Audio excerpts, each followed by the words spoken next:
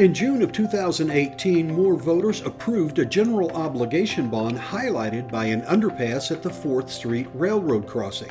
It also included a variety of other road and drainage projects. Assistant City Manager Jerry Ihler says that as of right now, all the projects are on schedule, beginning with the 4th Street Railroad underpass. Ihler says the city is expecting delivery of the final plans for the project soon and has begun the property acquisition stage.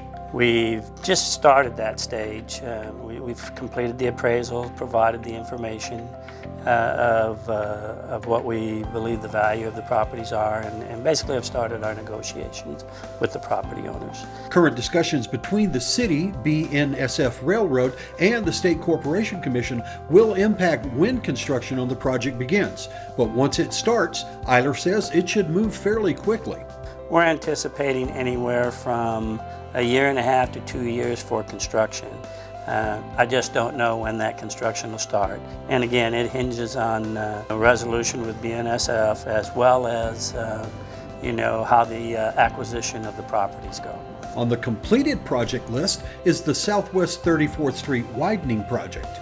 We widened that to 4 lanes, and the residents have been using it in that area. And that project was a $3.89 million project, and as I said, we were completed around the June timeframe. The next project on the 2018 GO bond list is Eastern Avenue, which will be addressed in various phases based on an in-depth study that was just completed.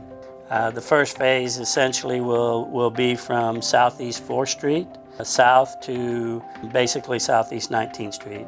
Phase 1, we're estimating, will be somewhere in the $3 million range. That is basically a complete reconstruction from 4th Street south to Southeast 13th Street.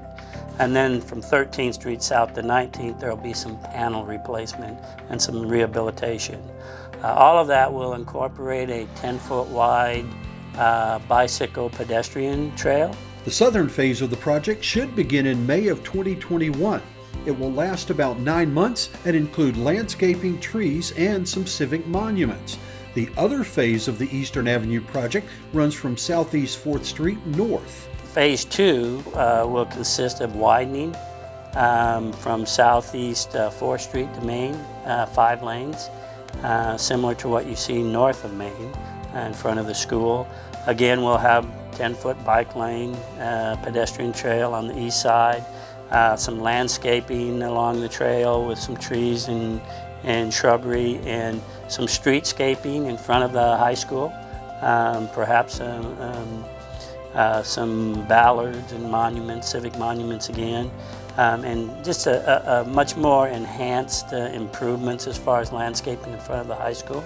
Ihler says the city will package improvements to the intersection of 19th Street and Eastern Avenue in this second phase. That might seem unusual, but Ihler says it can help with funding. There's some benefits from a mitigation to some of the accidents that we've had in that area, as well as traffic congestion at that intersection. We'll be installing a couple left turns and making some traffic signal improvements there.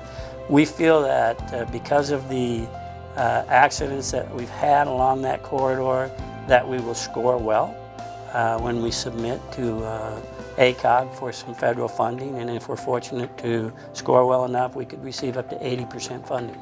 The next project on tap would be 12th Street from the I-35 access point to the Eastern Avenue intersection. That will be a complete reconstruct with the exception of the intersection at Eastern Avenue.